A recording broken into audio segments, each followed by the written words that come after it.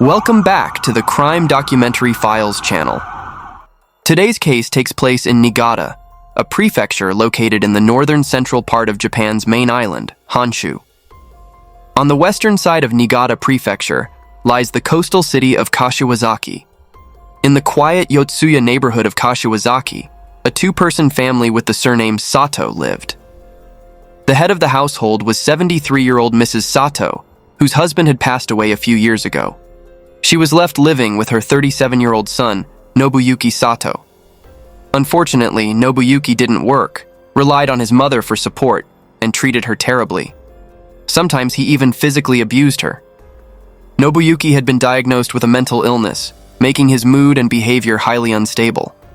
One day, Mrs. Sato could no longer tolerate her son's violent behavior and filed a request with the local health center to have her son admitted to a mental hospital.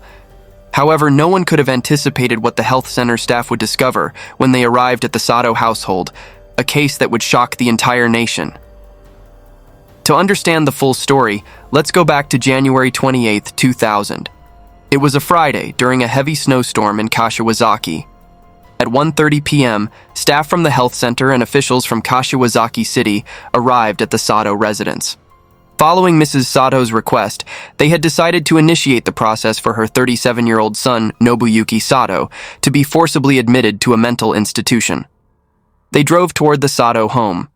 4 years earlier, Mrs. Sato had gone to the local health center to report her son's domestic violence.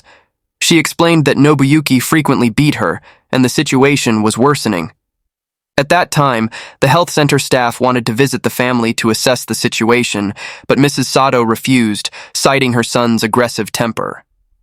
Later, Mrs. Sato went to a mental hospital to get medication for her son. However, in the following years, Nobuyuki's condition didn't improve. It only got worse. He even started using a stun gun to attack his mother. Desperate, Mrs. Sato returned to the mental hospital to seek help. She told the doctors that her son's violent behavior had recently escalated to the point where, if she tried to intervene, he would beat and tie her up. He even prevented her from using the bathroom. Hearing this, the doctor realized the severity of the situation and recommended that Nobuyuki be forcibly hospitalized to prevent any further danger. This time, Mrs. Sato agreed. To verify the claims of domestic violence, staff from the local health center, along with officials from Kashiwazaki City, went to the Sato house for a welfare check. However, because Nobuyuki locked himself in his room and refused to see anyone, they had no choice but to leave. After multiple discussions, they scheduled the day for Nobuyuki's mandatory hospitalization and formed a specialized team for the task. On the appointed day, a team of 7 people arrived at the Sato house in Yotsuya, Kashiwazaki. Their home was a 2-story building with both a main and side entrance. The Sato family typically used the main entrance. Mrs. Sato lived on the first floor, while her son Nobuyuki lived on the second floor. He never allowed his mother to go upstairs. To prevent Nobuyuki from escaping through the side door, 2 members of the team were stationed there to guard it. The remaining 5 entered the house through the main entrance. They walked through the hallway, climbed 14 steps to reach the second floor where Nobuyuki lived.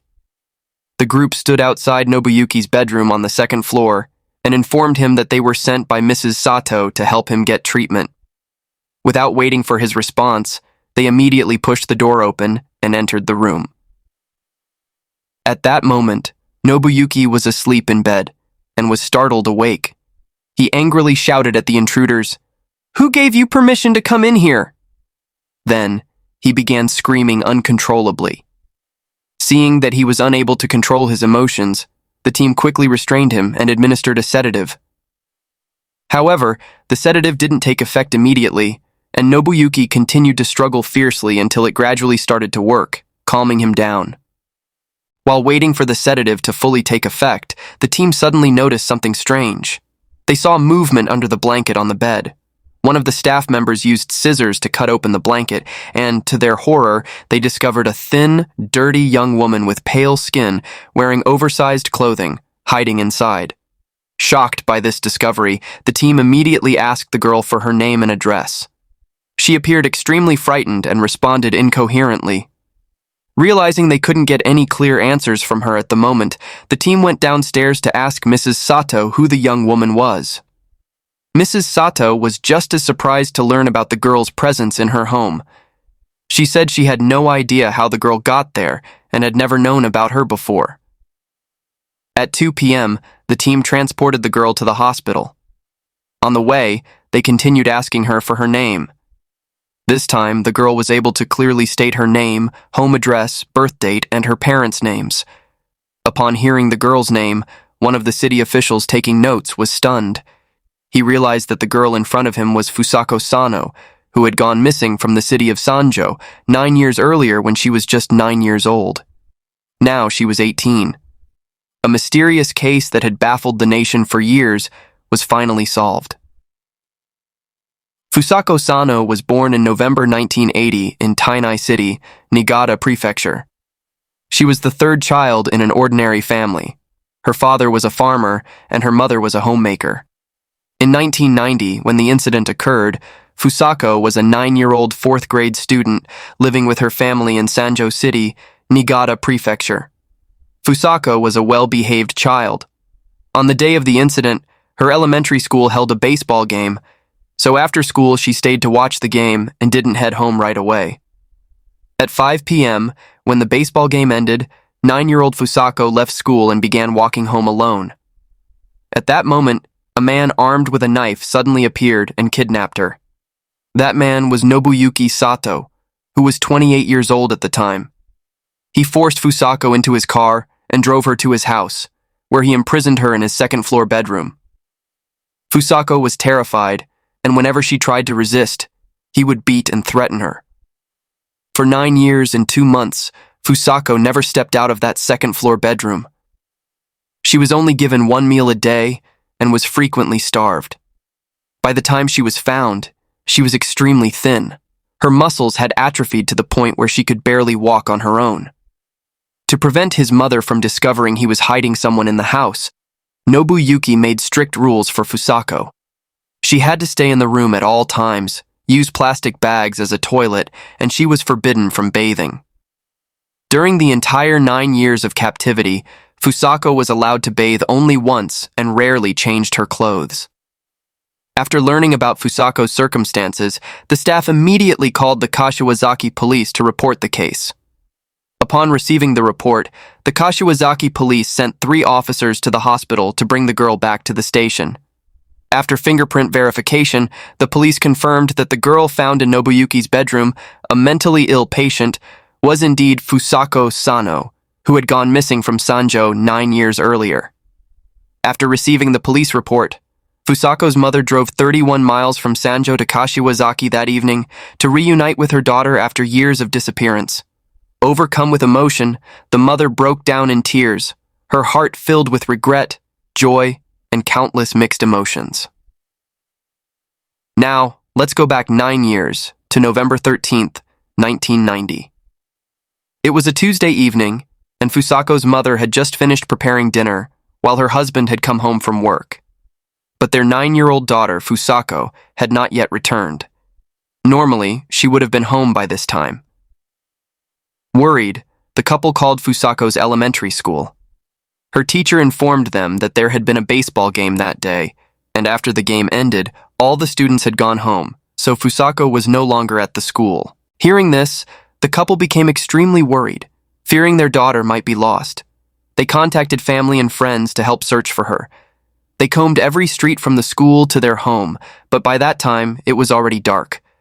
Only a few people were still out, and none of them had seen a 9-year-old girl.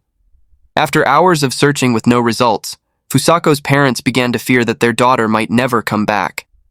At 7:45 p.m. that evening, they reported her missing to the police, asking for help. Upon receiving the report, the Sanjo police immediately began an investigation. They worked with teachers and school staff to search the route from the school to Fusako's home and questioned residents and passers-by. Some remote streets, fields, and vacant land were also included in the search area. In the 3 days following Fusako's disappearance, more than 200 people joined the search. The Sanjo police formed a special investigation team and expanded the search to neighboring towns. They even deployed search dogs and helicopters to aid in the search. The Sanjo police printed 2,000 missing person flyers with Fusako's photo and personal information. They distributed these flyers throughout Sanjo and nearby towns, hoping to find witnesses. In addition to distributing flyers, the police also began investigating suspicious individuals, particularly those seen loitering around elementary and middle schools. Later, the Sanjo police printed another 20,000 flyers and distributed them along the nearby railway lines. Initially, the police suspected that Fusako might have been involved in a traffic accident. However, after searching the roads between the school and her home, they found no skid marks or signs of a collision, so they ruled out that possibility. Through their investigation, police discovered that Fusako didn't usually take the main road. Instead, she walked alone along a small path to get to and from school. Typically, only local residents familiar with the area used that path. The police compiled a list of over 1,000 individuals with criminal records for assault in areas such as Sanjo and Shibata and focused their investigation on them. However, the city of Kashiwazaki, which was far from the scene of the crime, was not included in the investigation area.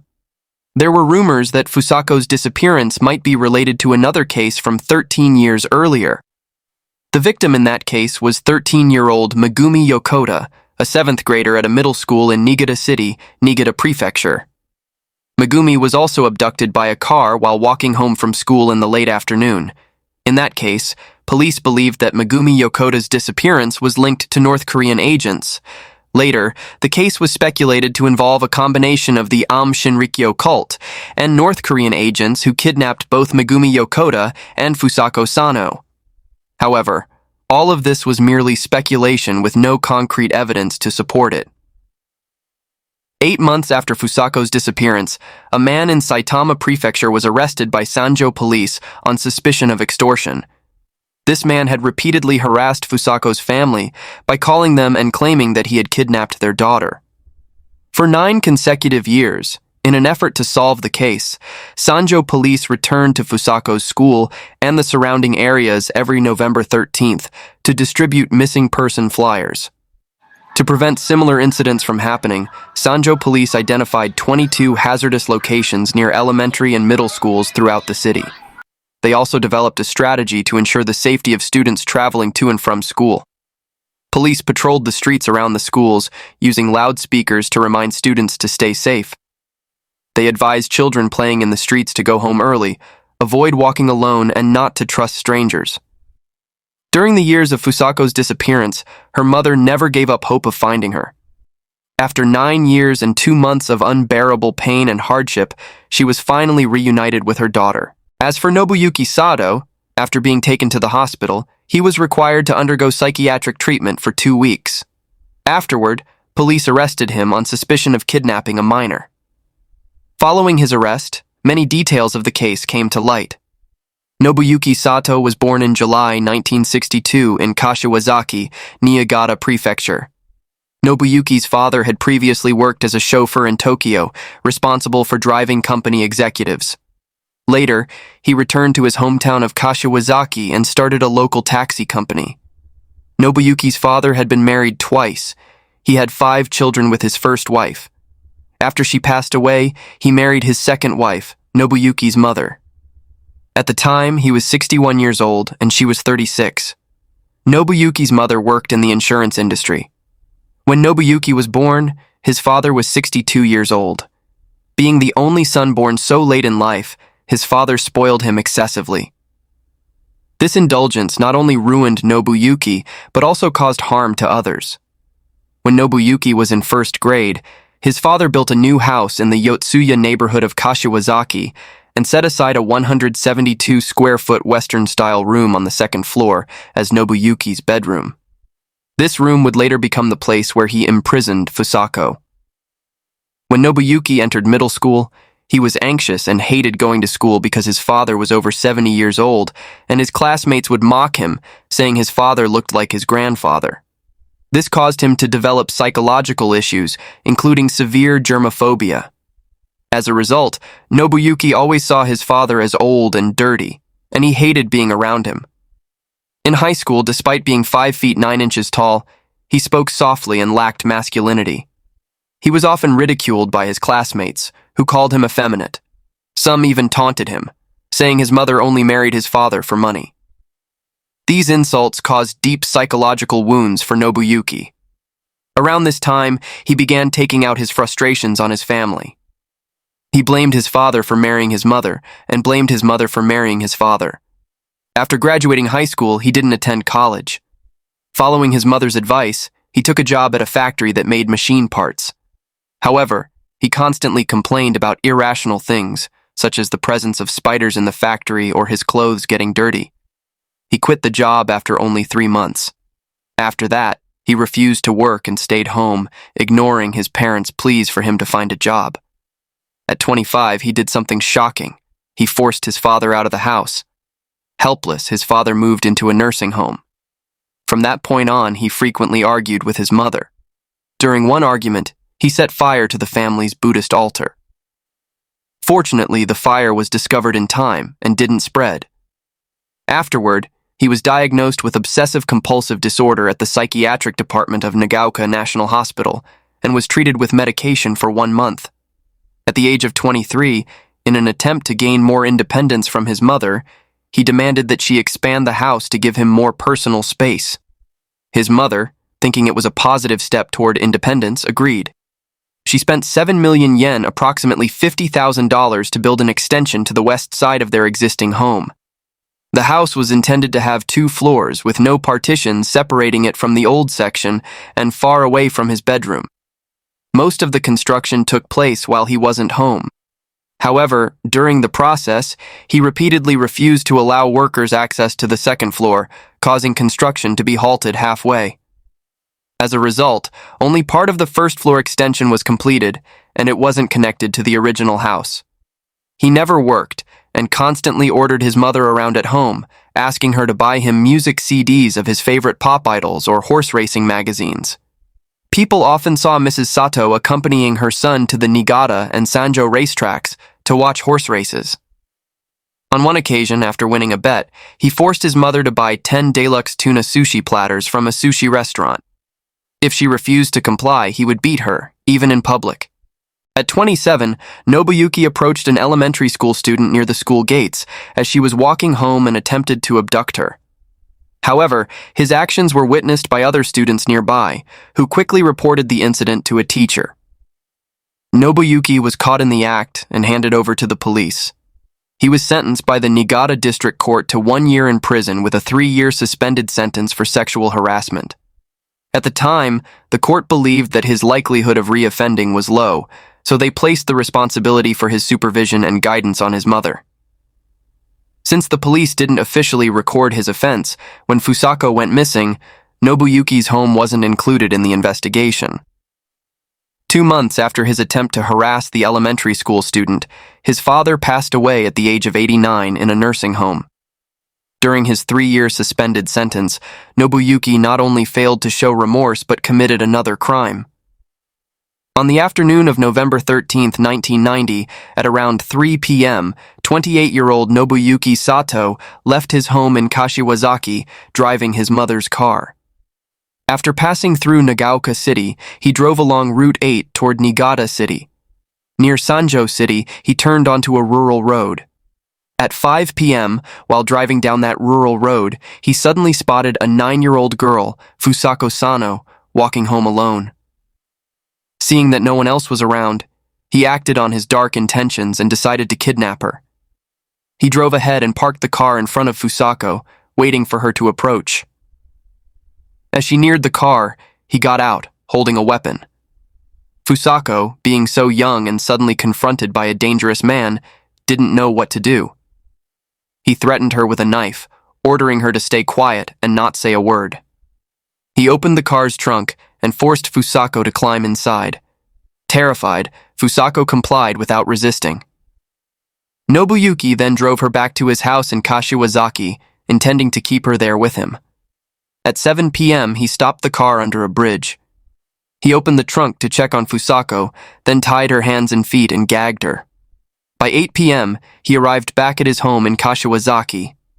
To avoid being discovered by his mother, he parked at the side entrance.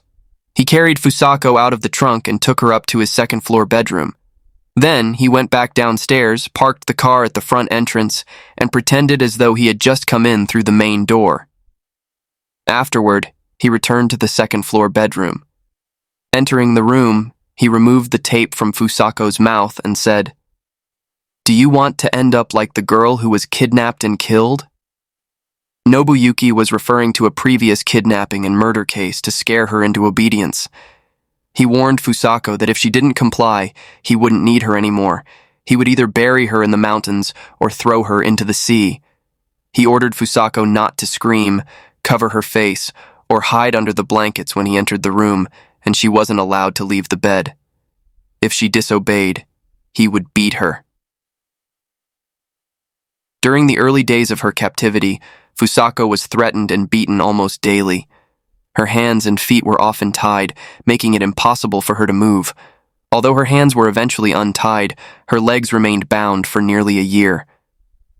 This slowly extinguished any will Fusako had to escape. Later, he started using a stun gun as a weapon. If Fusako didn't clean the bedroom or if she cried in front of him, she would be shocked.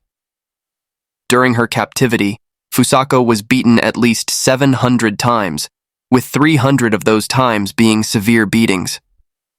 Initially, Fusako was given 3 meals a day, but her food was gradually reduced until she only received 1 meal a day. Within a few months, her health deteriorated due to malnutrition. She began showing signs of fainting. Furthermore, from having to kneel on the bed for long periods and not being allowed to do anything else, Fusako's leg muscles severely atrophied. She couldn't stand up on her own without Nobuyuki's assistance. As for using the restroom, Fusako wasn't allowed to use the toilet. Instead, she had to relieve herself in plastic bags. Fusako lived like this for over 9 years, until Nobuyuki was forced to undergo psychiatric treatment, which ultimately led to her rescue. After the case came to light, many people questioned why Fusako never attempted to escape during her 9 years and 2 months of captivity. Some speculated that Fusako had developed Stockholm Syndrome during her confinement. Stockholm Syndrome is a psychological condition in which long-term hostages develop positive feelings toward their captor, such as empathy, identification, admiration, affection, dependency, and even a friendly or cooperative relationship with the captor. Some believed that Fusako had given up on the idea of escape and chose to stay with Nobuyuki after developing Stockholm Syndrome. However, this theory was later dismissed.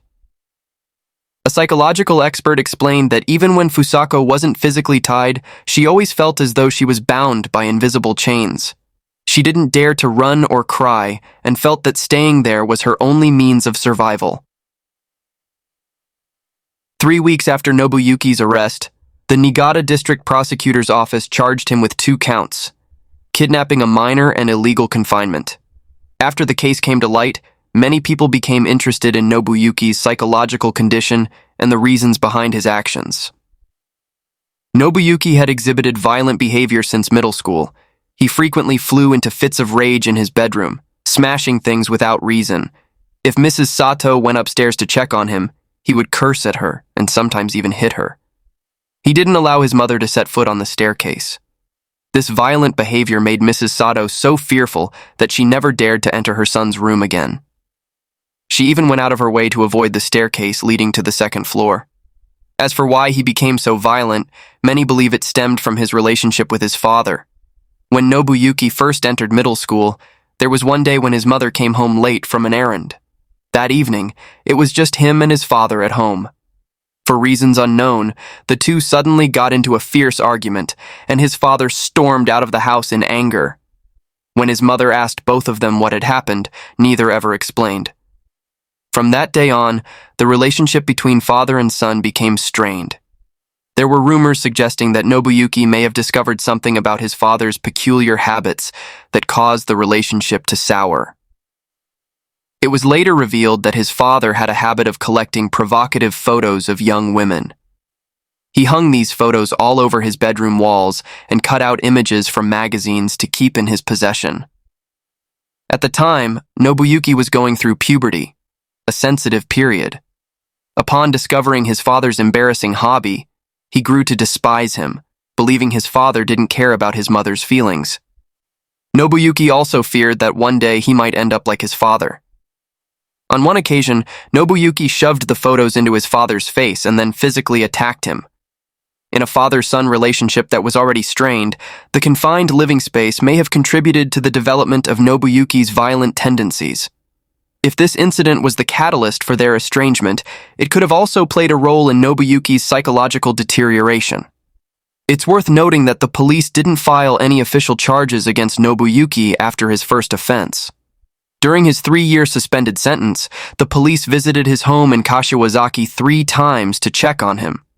However, since Fusako's family lived in Sanjo, the police in the 2 areas didn't communicate effectively, so they didn't suspect Nobuyuki's involvement in the disappearance in another location. The 3 visits were only routine check-ins. Had the police departments been able to share information more effectively at the time, they might have found clues that could have prevented Fusako from being held captive for so long. After Fusako was rescued, the police issued a heartfelt apology to her and her family. 4 months after Nobuyuki's arrest, the case was brought to trial at the Niigata District Court. Due to the public outrage caused by the case, more than 2,000 people applied to attend the trial, making it the most attended trial in the history of the Niigata District Court. The public expressed sympathy for the victim and anger towards Nobuyuki's crimes. During the trial, the defendant, Nobuyuki, admitted that he kidnapped Fusako because he thought she was cute and, seeing no one around, decided to act on his malicious intent. Over the 9 years of holding Fusako captive, Nobuyuki claimed that he always considered her a good friend, teaching her about horse racing, cars, and more, with the intention of being with her forever. However, the police pointed out that Fusako did not willingly learn any of these things. During her captivity, she could only follow Nobuyuki's orders to avoid being beaten. Nobuyuki believed Fusako was the only girl he could truly talk to, which is why he refused to let her go. The police also suspected Mrs. Sato, Nobuyuki's mother, who lived on the first floor of the house, of being an accomplice. The defense argued that Mrs. Sato had no knowledge of anyone else living in the house besides her and her son. She had not gone to the second floor, including Nobuyuki's bedroom, for many years. Additionally, the police found no fingerprints belonging to Mrs. Sato in Nobuyuki's bedroom or any other rooms on the second floor. Fusako herself also stated multiple times that she didn't know Mrs. Sato was living in the same house. The defense also argued that Nobuyuki's criminal actions stemmed from mental health issues, requesting a psychiatric evaluation. The evaluation revealed that Nobuyuki suffered from narcissistic personality disorder and obsessive-compulsive personality disorder. Based on this, the defense argued that Nobuyuki had a pathological obsession with cleanliness and presented evidence that Mrs. Sato had taken him to the hospital multiple times before the incident occurred. During the 3rd trial, Nobuyuki began claiming that he could see the spirits of dead people, as well as insects and snakes, and that he experienced hallucinations. Citing these statements, the defense requested a second psychiatric evaluation, arguing that Nobuyuki's mental condition was unstable. Professor Oda from Juntendo University concluded that Nobuyuki exhibited multiple personality disorders, including schizoid personality disorder, obsessive-compulsive personality disorder, and narcissistic personality disorder. However, he was not impaired in his ability to understand, make judgments, or act on basic functions. The hallucinations and delusions he described were likely influenced by his time in custody since his arrest, rather than being a direct factor in his criminal actions over the years. Nonetheless, his obsessive-compulsive and schizoid personality disorders did have some influence on his criminal behavior. Based on this psychiatric evaluation, the defense argued that Nobuyuki Satō was suffering from a mental illness at the time he committed the crime, and thus requested that the court consider a reduced sentence. The case was tried multiple times, stretching over a year. Under public scrutiny, the Niigata District Court ultimately sentenced Nobuyuki Satō to 14 years in prison for his crimes. After serving his sentence, Nobuyuki Satō moved to Chiba Prefecture. In 2017, he passed away due to illness at the age of 55. As for the victim, Fusako Sano, after her rescue, her parents held a coming-of-age ceremony for her. She changed her name and began a new life. That brings us to the end of today's video. Thank you for watching and see you next time.